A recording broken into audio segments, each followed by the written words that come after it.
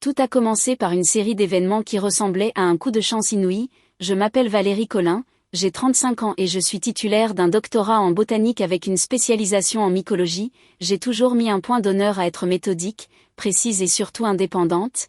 En ce moment je mène le projet le plus critique de ma carrière, une recherche sur des champignons dévoreurs de plastique financée par une subvention de près d'1,5 million d'euros de l'Agence nationale de la recherche qui pourrait révolutionner le nettoyage environnemental. Ce projet m'a obligé à enregistrer mon activité sous le statut de société par action simplifiée et à me battre bec et ongle avec le conseil municipal pour obtenir les permis de zonage appropriés. Cela a pris 8 mois de guerre bureaucratique mais j'ai gagné. Mon plus grand atout qui a rendu tout cela possible est une vieille ferme que j'ai héritée de mes grands-parents, nichée dans une zone périurbaine isolée où les voisins se mêlent de leurs affaires et où les réglementations sont plus souples. J'ai utilisé une partie importante de la subvention pour rénover la serre d'origine en quelque chose d'extraordinaire, un laboratoire de sécurité biologique de niveau 2 répondant aux normes européennes. De l'extérieur n'importe qui penserait regarder une superbe orangerie de style Napoléon III avec ses courbes gracieuses et son verre étincelant disposé selon un plan classique en croix. La beauté est intentionnelle car je voulais que mon espace de travail m'inspire chaque jour, mais à l'intérieur de cet extérieur magnifique se trouve une science sérieuse. Des systèmes de ventilation à pression négative ronronnent doucement maintenant une circulation d'air parfaite. Des capteurs d'humidité surveillent les conditions à la décimale près et les contrôles de température maintiennent tout stable au demi-degré Celsius près, et dans tout l'espace des milliers d'échantillons de neurospores reposent dans leur phase dormante attendant les conditions précises qui les réveilleront, espérons-le, changeront le monde. Légalement le terrain m'appartient mais le contenu à l'intérieur, chaque spore, chaque pièce d'équipement, chaque point de données est la propriété de l'État. L'Agence nationale de la recherche ne plaisante pas avec ses investissements et moi non plus. Normalement j'ai une assistante nommée Amélie qui travaille aux heures de bureau gérant la saisie des données et la surveillance de base. Elle est vive, fiable et en sait assez sur le projet pour repérer les problèmes. Mais Amélie prend ses week-ends, ce qui signifie que le samedi et le dimanche il n'y a que moi et les systèmes automatisés. Ma famille n'a jamais compris ce que je fais. Mes parents Robert et Linda Collin sont des fonctionnaires à la retraite qui ont passé leur carrière à remuer de la paperasse et à compter les jours jusqu'à la pension. Ma sœur Tiffany a 29 ans et s'imagine être une sorte d'influenceuse sur les réseaux sociaux bien que son nombre d'abonnés suggère le contraire. Pour eux mon travail a toujours consisté à faire pousser des plantes ornementales ou à jouer dans la terre. Ils n'ont jamais pris la peine d'apprendre la différence entre une serre de jardin et une installation de recherche fédérale. Il y a 5 mois la dynamique familiale a pris une tournure qui aurait dû être un signal d'alarme. Ma mère m'a coincée pendant le dîner du dimanche avec ce qu'elle pensait clairement être une idée géniale. Valérie ma chérie, a-t-elle dit de cette voix douce qui précède toujours les ennuis. Tiffany et moi parlions du lieu de son mariage. J'ai continué à manger mon rôti en espérant que cette conversation resterait théorique. Cette verrière que tu as, a-t-elle continué? Elle a l'air si naturelle, si chic et tendance. Tout ce verre et ces belles armatures en fer ce serait parfait pour un mariage, très digne d'Instagram. Ma fourchette s'est figée à mi-chemin de ma bouche. Maman absolument pas, mais ma chérie, non. J'ai posé mes couverts et je les regardais droit dans les yeux. Ce que j'ai là-bas n'est pas une salle de réception. C'est une installation de recherche sous contrat d'État avec du matériel biologique actif. Il y a des risques biologiques, des protocoles de contamination, des lois. Mon père Robert s'est penché en avant avec cette expression condescendante qu'il a perfectionnée durant ses décennies dans l'administration préfectorale. Allons Valérie, ne penses-tu pas que tu es un peu dramatique? Ce ne sont que des plantes. Ce ne sont pas juste des plantes papa, ce sont des organismes génétiquement modifiés qui pourraient poser de graves risques sanitaires s'ils sont mal manipulés. L'espace est sous juridiction nationale, je pourrais perdre ma carrière, mon financement, tout. Tiffany qui faisait défiler son téléphone pendant toute cette conversation a finalement levé les yeux. Allez Valérie, c'est mon mariage, la famille devrait passer avant tout. La famille ne demande pas à la famille de commettre des délits fédéraux. La table est devenue silencieuse après ça. J'ai expliqué les risques biologiques en des termes que même eux pouvaient comprendre. J'ai parlé des systèmes à pression négative, des risques de contamination, de la surveillance gouvernementale. J'ai observé leur visage attentivement cherchant tout signe qu'ils saisissaient la gravité de ce qu'ils demandaient. Quand ils ont hoché la tête et changé de sujet, j'ai supposé qu'ils avaient compris. Je pensais qu'ils respectaient assez ma profession pour accepter mon refus. J'avais catastrophiquement tort. Ma faiblesse fatale a toujours été mon besoin de validation familiale. Malgré leur mépris, malgré leur incapacité à comprendre mon travail, je désirais toujours leur approbation. Je voulais qu'ils soient fiers de moi, qu'ils voient que je n'étais pas juste leur fille bizarre qui jouait avec la terre mais une scientifique faisant une vraie différence. cette faiblesse m'a rendu aveugle à ce qui a suivi. Selon le calendrier qu'il m'avait donné, le mariage de Tiffany était encore dans 3 semaines, il planifiait depuis des mois, me montrant des photos de lieux, me demandant mon avis sur les fleurs, me traitant comme si je faisais naturellement partie de la fête. J'avais même commencé à réfléchir à la robe que je porterais en tant que demoiselle d'honneur. La réalité était dévastatrice. Le mariage était en fait prévu pour dans 2 semaines, ils avaient menti sur la date depuis le tout début, s'assurant que je ne serais pas présente au mariage de ma propre sœur, mais plus que ça, ils avaient menti pour créer une opportunité. La semaine précédant le mariage réel, que je croyais encore être dans 3 semaines, mes parents se sont présentés à mon laboratoire avec ce qui ressemblait à une offre de paix, surprise, a annoncé ma mère en agitant une enveloppe comme une baguette magique. Nous t'avons pris quelque chose de spécial. À l'intérieur se trouvait un forfait vacances de 3 jours et 2 nuits pour quelque chose appelé le refuge éco-nature du Jura, niché dans les montagnes à environ 3 heures au nord. Nous voulons que tu te reposes vraiment, a dit mon père, sa voix chaleureuse avec ce qui semblait être une véritable inquiétude. Laisse ton esprit être complètement à l'aise, nous avons besoin de toi dans ton meilleur état pour être la demoiselle d'honneur de Tiffany. Ma mère a hoché la tête avec enthousiasme. J'ai trouvé cet endroit pendant que je cherchais des lieux de lune de miel pour Tiffany, les avis sont incroyables. Détox numérique, promenade dans la nature, séance de méditation. Tu travailles si dur ma chérie, tu mérites ça. J'ai regardé la brochure, le gîte avait l'air paisible, tout en bois naturel et en pierre. Entouré de sapins avec des promesses de repas bio et de yoga au lever du soleil, le timing semblait raisonnable. Mon projet était dans sa phase d'incubation, ce qui signifiait que la plupart du travail était automatisé. Le système se surveillait lui-même, envoyant des mises à jour sur l'application de mon téléphone.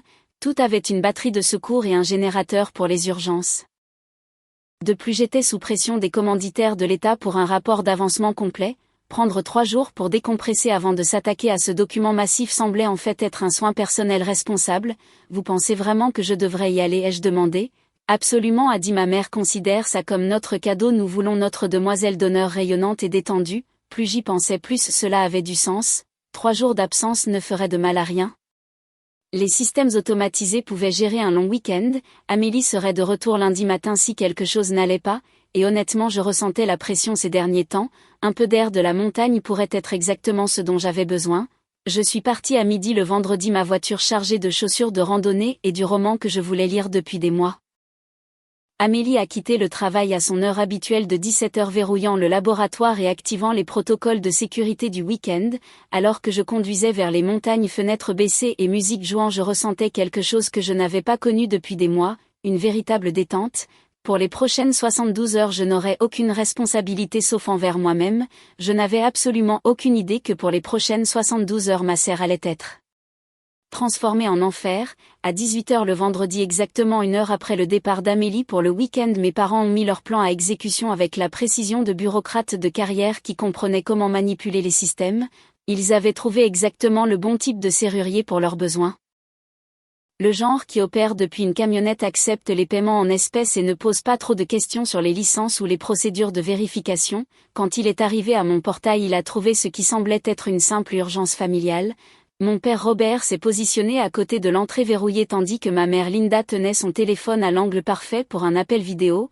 Le serrurier a regardé une jeune femme apparaître à l'écran, ma sœur Tiffany jouant le rôle de sa vie. Salut, désolé pour ça, a dit Tiffany au serrurier à travers le téléphone, sa voix montant avec juste la bonne note d'embarras et d'urgence. Je suis la propriétaire mais je suis coincée hors de la ville pour un voyage d'affaires pour les 10 prochains jours.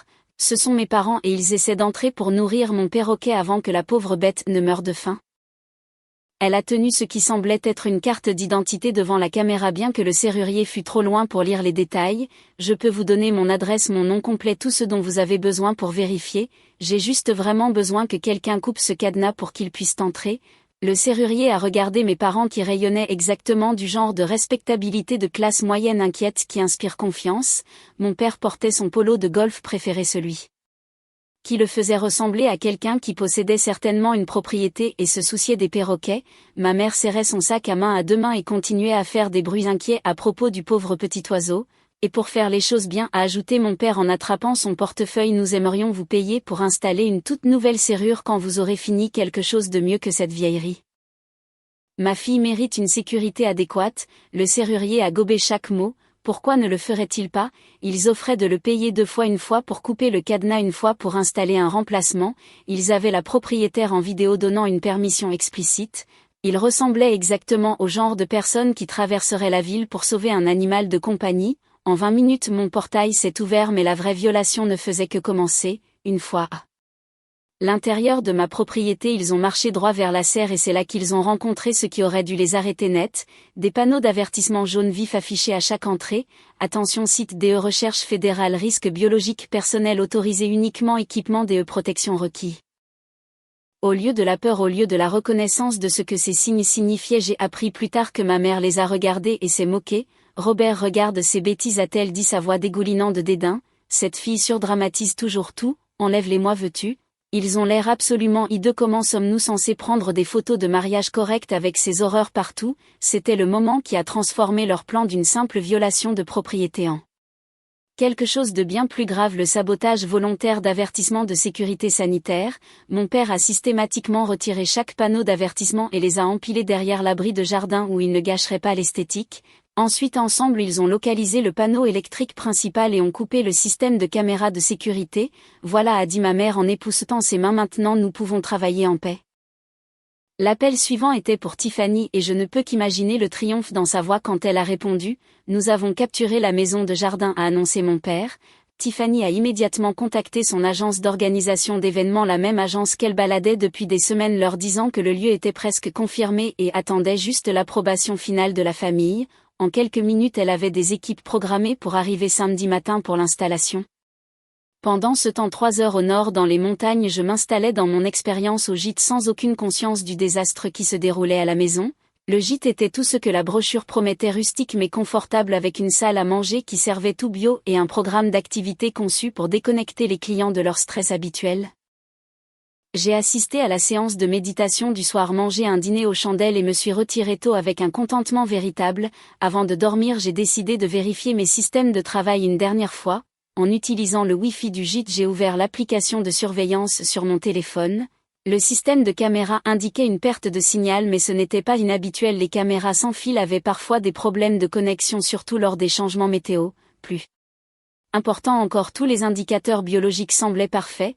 Température stable, humidité, plage optimale, pression de l'air normale, niveau de CO2 bien dans les paramètres. Je me suis rassuré, ça doit juste être un bug du système de caméra, tout le reste fonctionne parfaitement. Je me suis endormi avec une totale tranquillité d'esprit, croyant que ma serre était sécurisée et fonctionnait exactement comme prévu.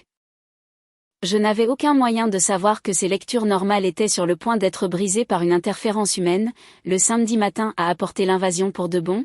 L'équipe événementielle est arrivée à 8 heures précises, 3 camions remplis de professionnels spécialisés dans la transformation d'espace en lieu de mariage. Quand ils ont vu ma serre pour la première fois, ils étaient sincèrement impressionnés. C'est incroyable, a dit la coordinatrice en chef à mes parents.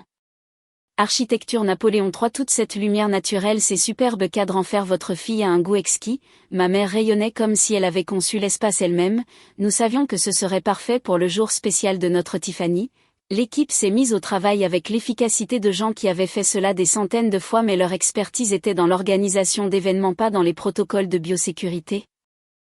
Ils n'avaient aucune idée qu'ils installaient une fête à l'intérieur d'une installation de recherche active contenant des organismes génétiquement modifiés. La conception en croix de ma serre a rendu leur travail presque trop facile. L'intersection de la croix que j'avais spécifiquement conçue comme la zone de ventilation principale où la circulation de l'air était la plus forte est devenue le choix évident pour la scène centrale. Ils ont installé la cabine du DJ et la piste de danse juste là, où les systèmes à pression négative travaillaient le plus dur pour maintenir une qualité de l'air sûre. Mes lampes de photosynthèse à haute puissance conçues pour fournir des longueurs d'onde lumineuses spécifiques pour la culture fongique ont été réutilisées comme un éclairage de scène fantastique selon la direction enthousiaste de ma mère. L'aile sud où je stockais les outils et préparais les échantillons de sol a été transformée en un buffet élaboré et une zone de bar. Des tables sont apparues, des nappes ont été drapées et les barmen ont commencé à installer des stations pour ce qui serait évidemment une beuverie sérieuse.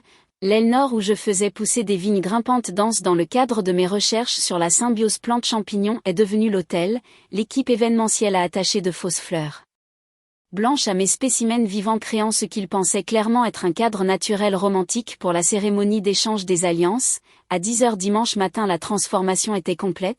Mon sanctuaire scientifique était devenu un lieu de mariage qui aurait honoré la couverture de n'importe quel magazine de mariage. Tiffany avait prévu 10 angles de caméra différents pour diffuser en direct l'événement entier. Il ne s'agissait pas seulement de célébrer son mariage, il s'agissait de le monétiser. Elle s'attendait à gagner de sérieux revenus publicitaires de ce qu'elle promouvait comme le lieu de mariage le plus unique que vous ayez jamais vu. Tout semblait absolument parfait. Aucun d'eux n'avait la moindre idée qu'il venait de créer les conditions parfaites pour un désastre biologique. À 11h dimanche matin, le mariage de Tiffany a officiellement commencé. La liste des invités se lisait comme le bottin mondain de notre région, des associés de cabinets d'avocats qui géraient des affaires à plusieurs millions, des investisseurs avec des portefeuilles qui pourraient financer de petites villes et surtout le PDG du marié, un homme dont l'approbation pouvait faire ou défaire des carrières. 150 personnes remplissaient ma serre, sans compter le personnel de service, les gestionnaires d'événements et les équipes de photographie. Ce n'étaient pas n'importe quels invités, c'était exactement le genre d'individu très en vue dont la présence pouvait lancer la carrière d'influenceuse de Tiffany dans la stratosphère. Son direct dépassait déjà ses rêves les plus fous. Plus de 300 000 spectateurs simultanés s'étaient connectés pour regarder ce qu'elle avait promu toute la semaine comme le mariage du siècle dans le lieu secret le plus exclusif. L'ironie était dévastatrice. Plus l'événement semblait réussi, plus les conséquences seraient catastrophiques. Sous la façade glamour, le désastre commençait déjà. Les champignons que je recherchais n'étaient pas intrinsèquement dangereux dans des circonstances normales. Ils avaient été spécifiquement choisis pour leurs propriétés de dégradation du plastique, leur stabilité et leur nature généralement bénigne. Mais mes systèmes de surveillance avaient été soigneusement calibrés pour détecter un danger critique. Dans des conditions anaérobies ou lorsque les concentrations de CO2 dépassaient des seuils spécifiques, ces organismes produisaient un hallucinogène léger dans le cadre de leur réponse naturelle au stress. C'était un mécanisme de défense vieux de millions d'années d'évolution.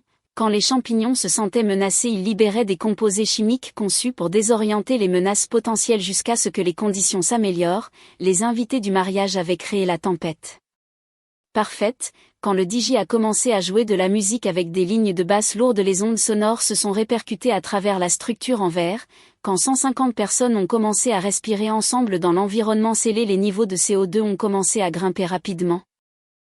Quand ils ont transformé mon espace soigneusement ventilé en piste de danse, ils ont par inadvertance désactivé le système de filtration de l'air en bloquant les évents cruciaux avec leur mise en scène. Le résultat fut une pièce scellée où les spores fongiques se sont retrouvés piégés et concentrés tandis que le dioxyde de carbone montait à des niveaux dangereux.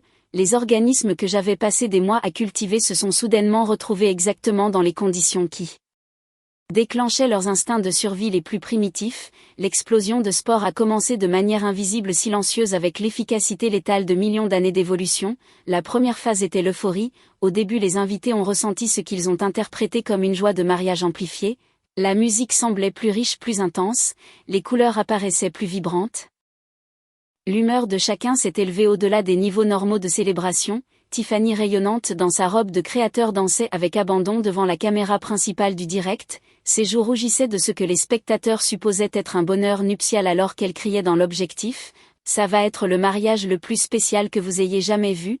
L'ambiance ici est absolument incroyable. » Le public en ligne a répondu avec des milliers d'émojis cœur et de messages de félicitations. Les commentaires affluaient louant le lieu, la robe, le bonheur évident de toutes les personnes impliquées. Pendant 30 belles et terrifiantes minutes, il semblait que Tiffany avait accompli tout ce dont elle avait toujours rêvé, puis la phase 2 a frappé, l'irritation. La transition a été aussi rapide qu'horrible.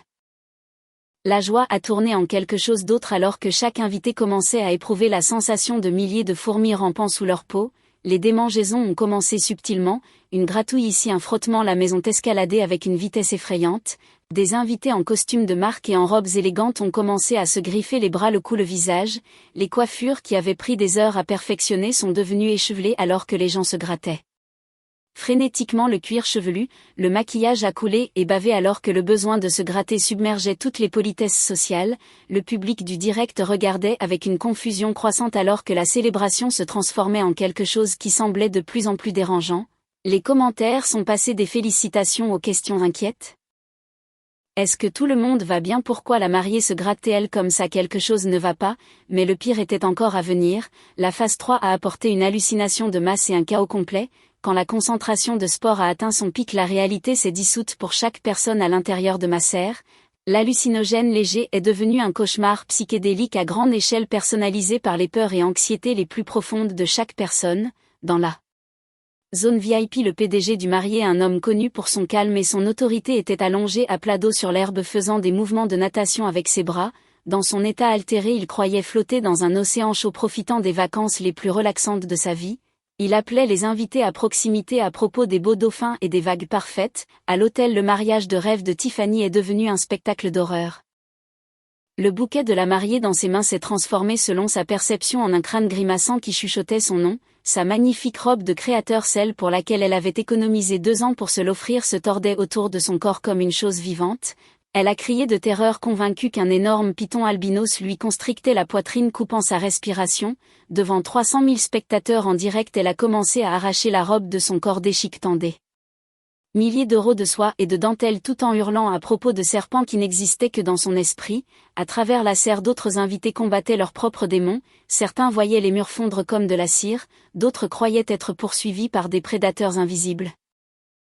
Un groupe près de la table du buffet est devenu convaincu que la nourriture bougeait, que les élégants canapés étaient en fait des insectes attendant de ramper dans leur bouche. La panique était universelle et absolue.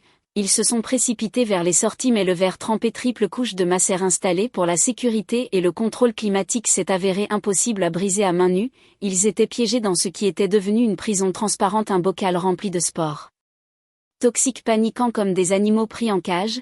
Le public du direct regardait avec horreur alors que 150 personnes sombraient dans une folie coordonnée.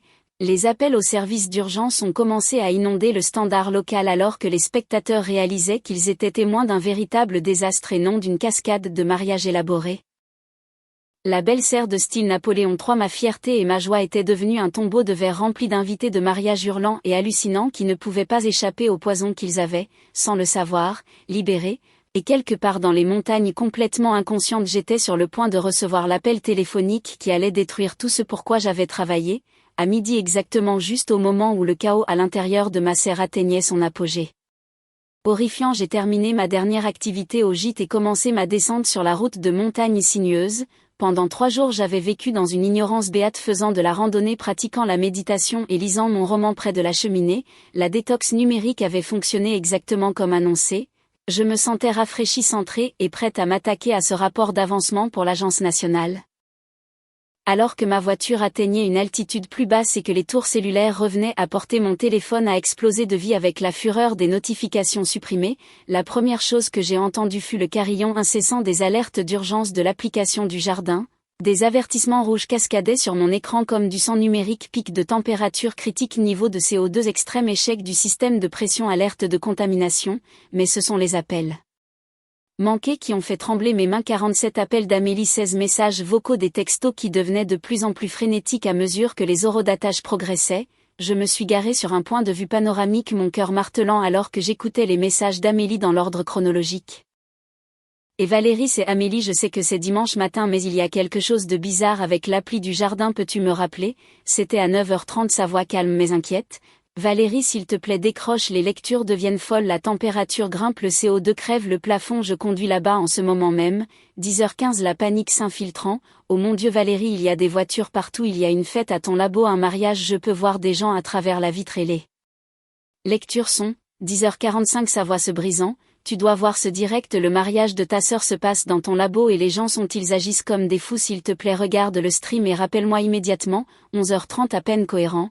Avec des doigts tremblants, j'ai ouvert les réseaux sociaux et cherché le compte de Tiffany. Ce que j'ai trouvé était un paysage d'enfer diffusé en direct depuis l'endroit que j'avais consacré ma carrière à protéger. La vidéo montrait ma belle-sœur transformée en une scène de cauchemar. Des invités de mariage élégants se tordaient sur le sol, se grattant la peau comme des animaux. Ma sœur, toujours dans sa robe de mariée détruite, était assise, se balançant dans un coin, les larmes coulant sur son visage alors qu'elle fixait quelque chose qu'elle seule pouvait voir. Le PDG du marié continuait sa nage imaginaire, criant occasionnellement à propos de créatures marines qui n'existaient pas. Les voitures de la police locale et de la gendarmerie entouraient l'extérieur de ma propriété. Les officiers se tenaient à une distance de sécurité, reconnaissant clairement qu'ils avaient affaire à quelque chose au-delà de leur expertise. Ils n'avaient aucun équipement de protection, aucune compréhension de ce à quoi ils faisaient face. S'ils se précipitaient à l'intérieur pour aider, ils ne feraient que devenir des victimes supplémentaires. La section des commentaires du direct était un pur chaos. Les spectateurs exigeaient des explications, spéculaient sur des fuites de gaz ou des attaques terroristes et appelaient à plusieurs reprises les services d'urgence. Quelqu'un avait épinglé la localisation de ma sœur et les gens partageaient l'adresse avec des avertissements de plus en plus urgents sur un événement d'empoisonnement de masse. À ce moment-là, en regardant le désastre se dérouler à travers un écran de téléphone, la douleur de la trahison a cédé la place à quelque chose de plus important, la responsabilité que je portais en tant que scientifique. Je comprenais le niveau de danger mieux que quiconque sur Terre. Ces sports dans les concentrations que mes lectures suggéraient pouvaient affecter quiconque entrait sans protection adéquate. La police locale était courageuse mais complètement non préparée. Les équipes médicales d'urgence marcheraient dans une zone de contamination, si cela se propageait au-delà de la serre, si les gens ramenaient des spores chez eux sur leurs vêtements ou dans leur système respiratoire, nous pourrions faire face à une crise sanitaire communautaire. Plus que cela, j'étais légalement responsable de chaque organisme dans cette installation. La subvention de l'État faisait de moi la gardienne désignée de la propriété fédérale, chaque spore, chaque pièce d'équipement. Chaque point de données était ma responsabilité en vertu de la loi. J'avais deux choix: laisser ce désastre s'aggraver pendant que je préservais ma carrière et mes relations familiales, ou faire ce que ma formation et ma conscience exigeaient. Avec des mains qui semblaient stables pour la première fois de la journée, j'ai composé le numéro d'urgence que j'avais mémorisé lors de ma formation initiale mais que je ne m'attendais jamais à utiliser. Urgence risque biologique, ici le docteur Martinez, ici le docteur Valérie Collin, projet ID UMR 4471B. Je dois signaler une libération biologique de niveau dangereux dans mon installation autorisée. Ne quittez pas docteur Collin, je vous transfère à l'équipe d'intervention d'urgence NRBC. La voix suivante était nette, professionnelle et terriblement efficace. Docteur Collin, ici le capitaine Marie Leroy de la sécurité civile, nous avons besoin de votre emplacement, de la nature des organismes impliqués et d'une évaluation immédiate de l'étendue de la contamination. Je leur ai tout donné: les codes d'identification du projet, les souches fongiques spécifiques, la concentration estimée de spores basée sur les lectures de mon application, le nombre de personnes exposées et le lien du direct pour qu'ils puissent évaluer la situation en temps réel. Docteur Collin, sur la base de ce que vous nous dites, nous mettons en œuvre les protocoles de confinement de niveau 3. Les équipes d'intervention nationale sont déjà en route vers votre emplacement. Ne tentez en aucun cas d'entrer vous-même dans la zone contaminée. Je comprends. Nous aurons également besoin que vous vous présentiez au poste de commandement sur le terrain pour un débriefing immédiat. Votre coopération dans cette affaire sera notée dans notre enquête. En raccrochant le téléphone, j'ai compris que cet appel était à la fois un acte de conscience et une condamnation à mort. J'avais sauvé des vies. Les vies des officiers de police qui se seraient précipités sans préparation, les vies des membres de ma famille qui s'empoisonnaient lentement et potentiellement les vies de tout le monde dans ma communauté, mais je venais aussi de déclencher l'enquête fédérale la plus complète que mon domaine ait jamais vue. Ma carrière était finie. La liberté de ma famille était en péril et tout ce pourquoi j'avais travaillé toute ma vie d'adulte était sur le point d'être détruit. L'air de la montagne qui avait semblé si pur et rafraîchissant il y a quelques heures à peine semblait maintenant mince et insuffisant. Alors que je démarrais ma voiture et commençais à conduire vers le désastre que j'avais laissé derrière moi sans le savoir, j'ai réalisé que mon ancienne vie, la vie du docteur Valérie Collin, scientifique respectée et fille loyale, était déjà terminée. Ce qui m'attendait au bas de cette montagne était tout autre chose. Les sirènes n'étaient que le début. Je me tenais derrière la barricade de police qu'ils avaient installée au bord de ma propriété, celle pour laquelle j'avais travaillé 10 ans pour me l'offrir, et je regardais le désastre se dérouler.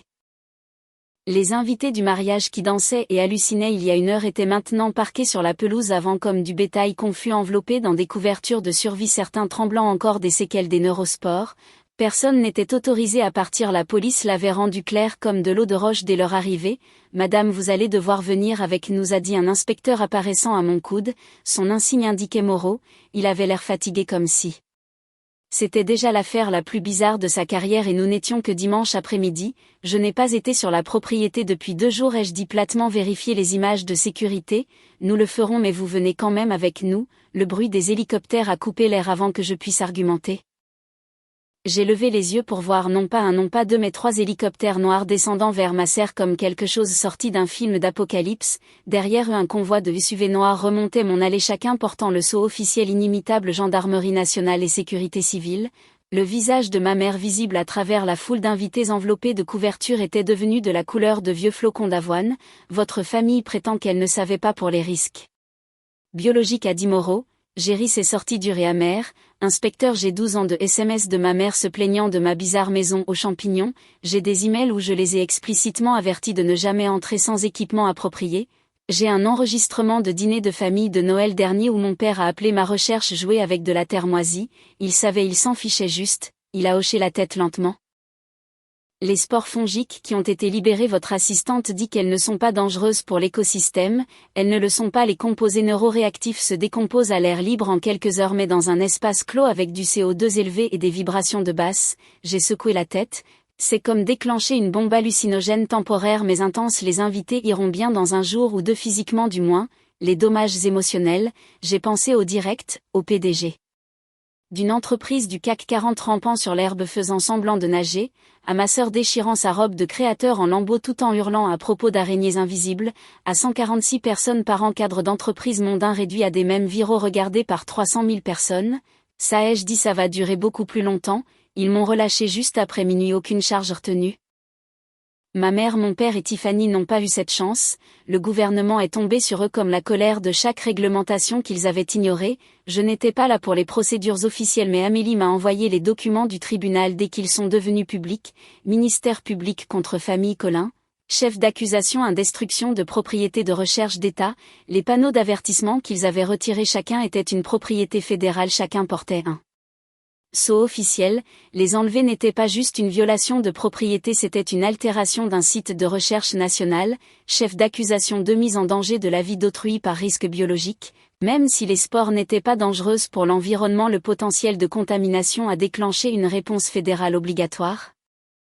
L'ignorance, a statué le juge, n'était pas une excuse lorsque les avertissements avaient été clairement affichés. Les demandes de restitution sont arrivées en premier, restitution de la subvention 1 500 000 €. Le projet entier était contaminé et le gouvernement voulait récupérer chaque centime plus les dommages, nettoyage environnemental et élimination des déchets dangereux 250 000 €. Ils avaient fait venir une équipe NRBC de 30 personnes, détruit chaque meuble, excavé le sol contaminé et stériliser toute la structure. Amende pénale pour violation des codes de santé publique 500 000 €, pénalité maximale pour retrait volontaire de signalisation de biosécurité, responsabilité totale envers l'État 2 250 000 €, l'assurance habitation de mes parents, refuser chaque centime de couverture rejeté avec une seule phrase brutale. Cette police ne couvre pas les actes criminels intentionnels ou les violations des réglementations de biosécurité. Mon père m'a effectivement appelé après avoir reçu cette lettre, j'ai laissé aller sur la messagerie, je l'ai effacée sans écouter, puis sont venus les invités. 150 personnes unies dans leur fureur et leur humiliation, ils ont engagé un cabinet d'avocats spécialisé dans les actions de groupe et ce cabinet a senti le sang dans l'eau. Le procès est tombé comme une guillotine. Frais médicaux, chaque invité avait été transporté aux urgences, ambulances, antidotes d'urgence, dépistage toxicologiques, évaluations psychiatriques pour les hallucinations. Les factures s'élevaient en moyenne à 2 500 € par personne, 146 invités x 2 500 égale 365 000 €. Dommages matériels personnels, l'équipe NRBC n'avait pas seulement stérilisé la serre, ils avaient tout détruit à l'intérieur. Robe de mariée de créateur dissoute dans le spray chimique, costume Armani incinéré comme matériel contaminé, sac à main Dior, montre Rolex, chaussures italiennes sur mesure, tout disparu. Les avocats ont attribué une valeur moyenne de 10 000 € par invité en biens détruits.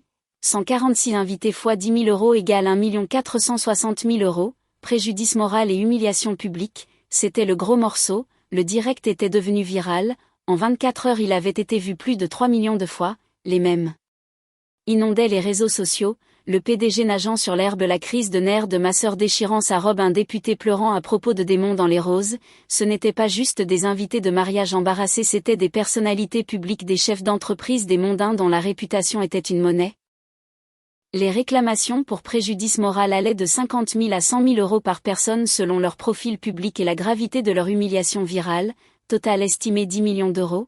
J'ai lu les documents du procès dans ma chambre d'hôtel, j'avais pris une chambre dans un Holiday Inn à 60 km de là, incapable de supporter d'être près de la propriété, et j'ai senti quelque chose de froid et de satisfait s'installer dans ma poitrine. Ils voulaient un mariage somptueux, ils ont eu un scandale national. Le décompte final est arrivé 3 semaines plus tard quand toutes les procédures légales ont été consolidées en un seul jugement. Responsabilité totale 14 075 000 €.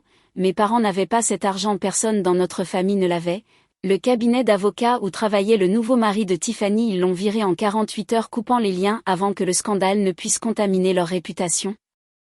Sa carrière construite sur des relations familiales et des diplômes prestigieux s'est évaporée du jour au lendemain. Mes parents ont été forcés de vendre la maison La Coloniale de 4 chambres où ils avaient vécu pendant 30 ans, celle que ma mère avait décorée avec tant de fierté. La banque l'a saisi pour une fraction de sa valeur, même cela n'a pas suffi à couvrir les dettes, ils ont déposé un dossier de surendettement mais la faillite n'efface pas la restitution au gouvernement, cette dette vous suit pour toujours saisissant les salaires, saisissant les remboursements d'impôts, entend chaque décision financière jusqu'à la mort. Ma sœur et son mari ont divorcé 6 semaines après le mariage a duré moins longtemps que la lune de miel de la plupart des gens. Elle voulait un conte de fées, elle a eu un cauchemar financier et une humiliation qui la suivrait toute sa vie. Sa carrière d'influenceuse construite sur l'envie de style de vie et le contenu aspirationnel était finie. Personne ne voulait suivre quelqu'un dont le mariage était synonyme de désastre public. J'aurais dû me sentir triomphante, j'aurais dû me sentir vengée, au lieu de cela je me sentais vide. L'huissier de justice était efficace et impersonnel alors qu'il apposait le sceau orange vif de saisie sur la porte d'entrée de la maison de mes parents. Cela a fait un bruit sourd satisfaisant alors que l'adhésif prenait, marquant officiellement la fin de 30 ans d'histoire de la famille Colin. Je me tenais au bord du trottoir, moteur tournant, regardant à travers le pare-brise de ma voiture.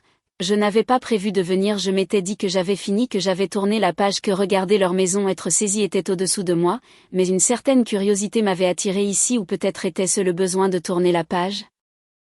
Un dernier regard sur l'endroit où j'avais grandi, en me sentant comme une note de bas de page décevante dans l'histoire de quelqu'un d'autre. Ma mère avait planté des roses le long de l'allée, elles fleurissaient maintenant roses et blanches, inconscientes du drame qui se déroulait autour d'elle. Elle s'était toujours souciée plus des apparences que de la substance. Les roses étaient belles, la famille à l'intérieur avait été pourrie. L'huissier est monté dans sa berline et est parti. La maison restait vide maintenant, fenêtre sombre, la peinture jaune joyeuse sur laquelle ma mère avait insisté l'été dernier semblant maintenant criarde et fausse, comme tout le reste de l'image de la famille Colin, jolie en surface creuse en dessous. Mon téléphone a vibré, un autre message d'Amélie. L'université a confirmé ta date de début 15 août. Félicitations professeur Colin. Professeur. Pas chercheuse principale, pas responsable sur une subvention fédérale d'1,5 million, juste professeur, un poste de maître de conférence dans une université d'État à 3 régions de la, enseignant la botanique de premier cycle à des étudiants qui pensaient probablement que les champignons n'étaient que les choses duveteuses dans les frigos de leur dortoir. J'avais tout perdu vraiment. La serre, mon rêve, mon projet passion, l'aboutissement d'une décennie de travail était scellé par ordre fédéral. Ma réputation professionnelle avait pris un coup aussi, pas officiellement, l'enquête m'avait blanchi de tout acte répréhensible mais les murmures me suivaient quand même. C'est la chercheuse dont la famille a détruit le projet de subvention, elle n'a pas sécurisé son installation correctement, le drame familial a contaminé des millions en recherche, peu importait que j'ai été la victime. Dans le milieu universitaire, un scandale est un scandale, j'avais été faible, c'était mon crime, je savais que ma famille était égoïste, manipulatrice, obsédée par les apparences. Je savais qu'ils ressentaient de la rancune envers mon succès, qu'ils voyaient mon travail comme bizarre et mes réalisations comme quelque peu embarrassantes comparées à la vie parfaite sur Instagram de Tiffany, mais je n'avais jamais soupçonné qu'ils feraient ça, je n'avais jamais imaginé qu'ils entreraient par effraction dans une installation de recherche, retiraient les avertissements de risques biologiques et organiseraient une réception de mariage dans un labo P2 juste pour éviter de payer des frais de location de salle. Ce manque d'imagination m'avait tout coûté.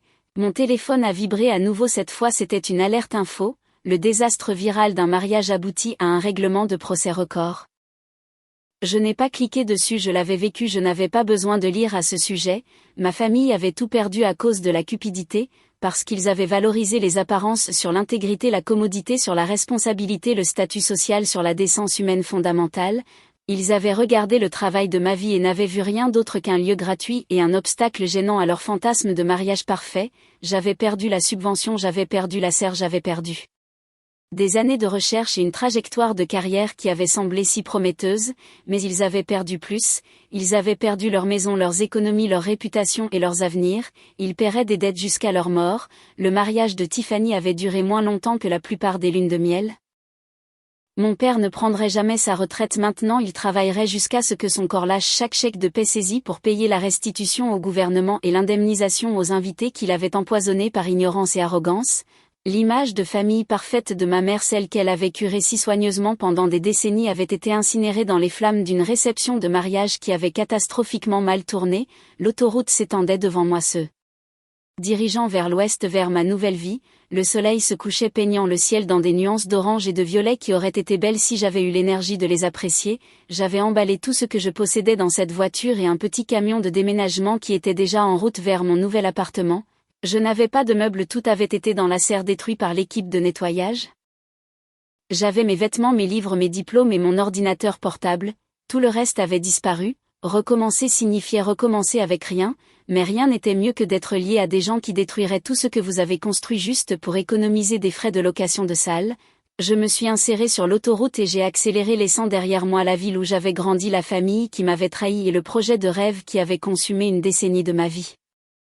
Quelque part devant se trouvait l'université de Poitiers, un nouveau départ et la possibilité, aussi petite soit-elle, que je puisse reconstruire quelque chose qui vaille la peine d'être gardé. J'avais perdu la subvention mais ma famille avait tout perdu par cupidité, c'était le juste prix de la justice naturelle. Et d'une certaine manière, en m'éloignant des décombres de la vie que j'avais construite, je me sentais plus légère que je ne l'avais été depuis des années.